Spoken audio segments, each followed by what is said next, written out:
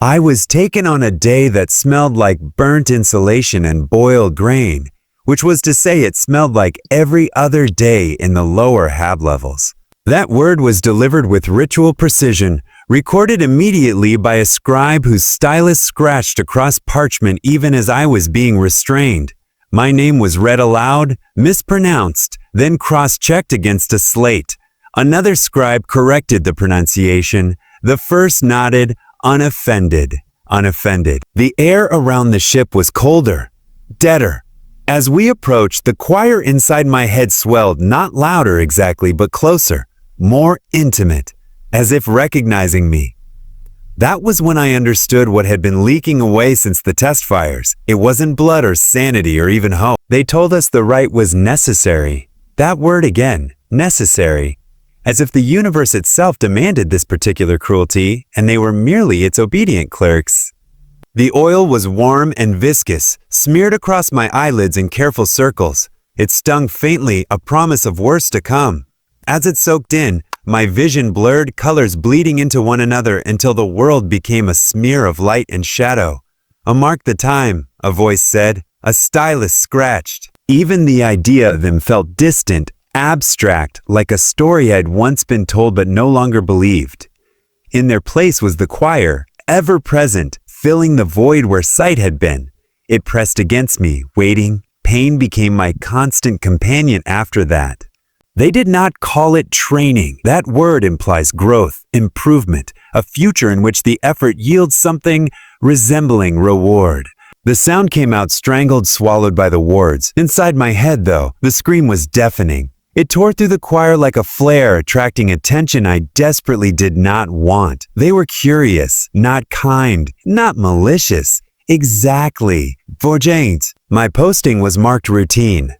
I know this because I heard the word spoken aloud as my designation was read from a slate, followed by a brief notation of suitability and an authorization seal stamped with perfunctory force.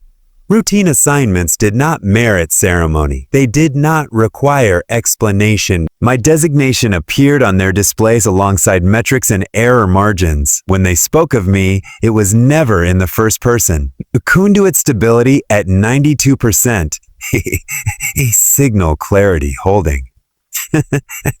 A prepare subject for long-range transmission. I learned the rhythms quickly. The pressure increased, a vast presence brushing against my thoughts through the aperture. It was not one of the usual currents. It felt focused, intentional.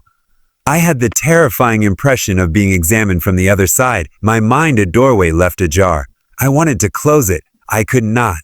The first sign was not pain. Pain had become background radiation by then, ever-present, measurable, managed. What changed was pressure, a slow, inexorable increase that had nothing to do with the restraints biting into my flesh or the cables rooted in my skull. Not fully, not yet, but enough to let something through. A thought that was not a thought, an intention too vast to be contained by language. It brushed against my mind, tasting it, learning its shape. I screamed.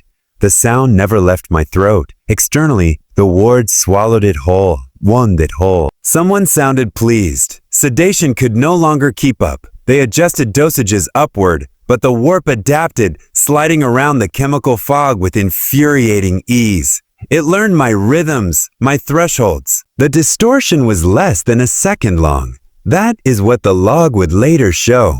A fractional deviation in harmonic alignment during a priority relay. Brief enough that the receiving station compensated automatically, brief enough that the message arrived intact and was stamped complete. And I gasped, dragging air into lungs that felt too small. The second shock was worse. They varied the intensity and duration, keeping my system off balance. Short bursts, long burns, rhythms designed to bypass adaptation and maximize impact. It was about avoiding that room. Those shocks, that ledger, they reinstalled me in the cradle without comment. Cables slid back into place. Restraints closed. Sedatives were reintroduced at carefully moderated levels. The chamber's familiar hum enveloped me like a shroud. The emergency began as a statistical anomaly. I know this because the chamber changed before the order was spoken. The usual rhythms, the measured pace of transmissions, the predictable gaps fractured into something urgent and jagged. Consoles chimed in overlapping sequences. I was no longer certain which ones were mine. I tasted ash and realized it belonged to someone else. I felt the ache of missing hands that had never been attached to my body. I remembered a lover's voice speaking a name I did not recognize as my own. The choir fed on it all. I laughed, a broken, hysterical sound that scraped my throat raw. The sedatives dampened it quickly, reducing it to a weak exhalation. They did not comment. The losses were tallied. I heard the clerk recite the numbers, clinical and detached. So many conduits expended, so many remaining. They say I am nearing burnout. The phrasing is important. Not approaching death, not terminal decline.